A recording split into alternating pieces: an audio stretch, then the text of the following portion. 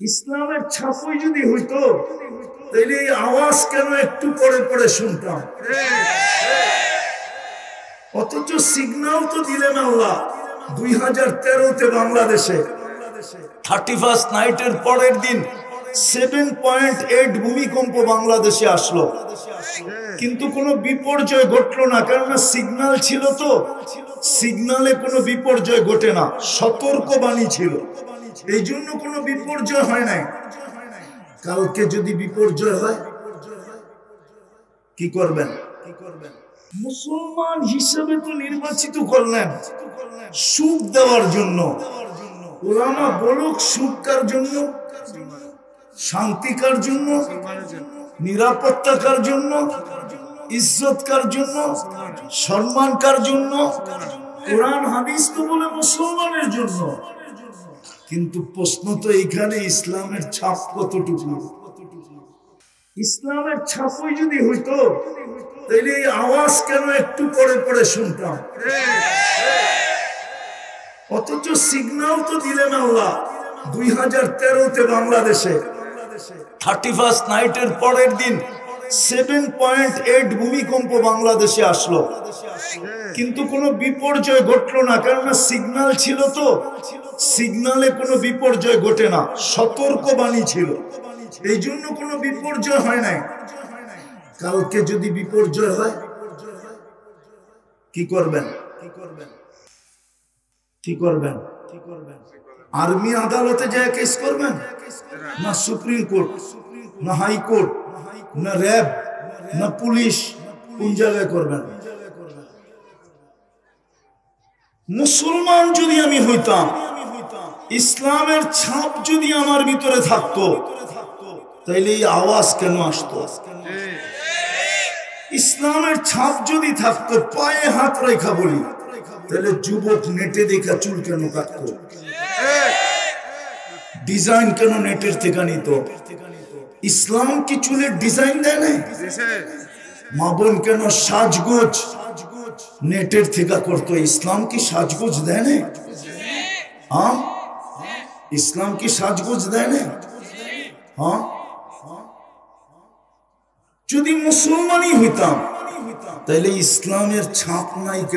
আমি তো সুখী হইতে চাই, সুখ তো আল্লাহ মুসলমানকে দিতে চায়।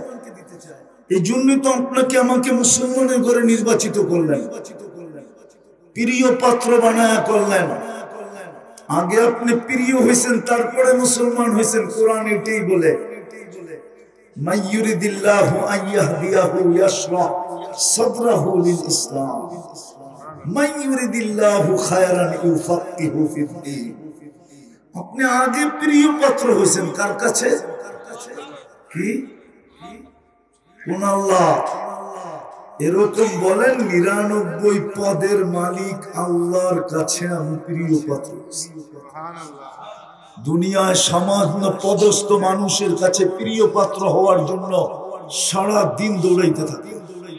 আমরা তো সচক্ষে দেখি, সারা দিন দৌড়াইতে থাকে শুধু একজন সামান্য পদস্থ মানুষের কাছে প্রিয় হওয়ার জন্য। একজন কমিশনারের কাছে, একজন এমপির কাছে, একজন মন্ত্রীর কাছে, একজন চেয়ারম্যানের কাছে, একজন উচ্চ পদস্থের কাছে প্রিয় পাত্র হওয়ার জন্য সারাদিন দৌড়ায়।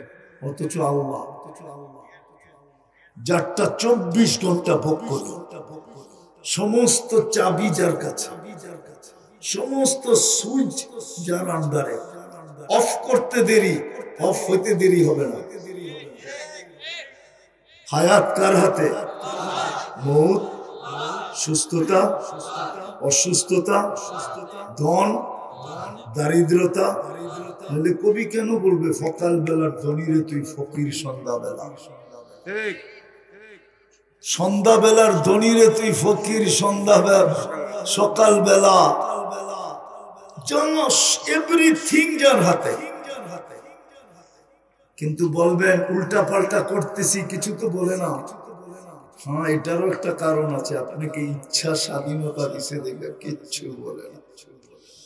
শুধু এতটুকু বলছে না ফিরুন কাইফা তা'মালুন, আমি তাকায় তাকায় দেখি তুই কি করিস।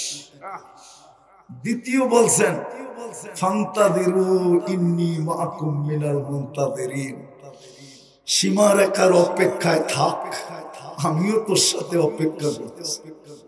আল্লাহর মতো সত্তা রফা সামা বিগাইরি আমাল, যে কুটি ছাড়া আকাশ দাঁড় করায় দিল, বাসাতাল আরদা আলা মাইল জামাত, যে পানির উপরে জমিন বিছায়া দিল, ওয়া জাআলাল জিবালা আওতাদা, যে পাহাড়কে প্যারাক বানায় দিল, ওই আল্লাহ। হ্যাঁ, আজরাল বিহার ওয়াল হারা বিআমরি, যিনি সমুদ্র মহাসমুদ্র নদী নালা শুধু হুকুম দিয়ে প্রবাহিত করলেন। ওয়াদা আমরুহু আলাস সামাওয়াতি ফাস্তাকাল্লাত, হুকুম আকাশে রাখতে দেরি, স্থির হতে দেরি হয় নাই।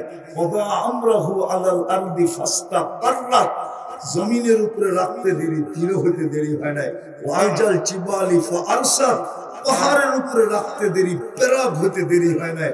ওয়ালাল জিবালি ওয়াল আউদিয়াতি ওয়া আলাল বিহারি ওয়াল আউদিয়াতি ফাজারা, নদী নালা সমুদ্র মহাসমুদ্রে রাখতে দেরি, প্রবাহমান হতে দেরি হয় না। ও আলা সাহাবি ফাআমতারাত, মেঘের উপরে রাখতে দেরি, ঝুমঝুমায় পড়তে দেরি হয় না। ও আলাল উয়ুনি ফানাবাত, পাহাড়ের উপরে রাখতে দেরি, ঝর্ণা ফাইটা বাহির হতে দেরি হয়। সুবহানাল্লাহ।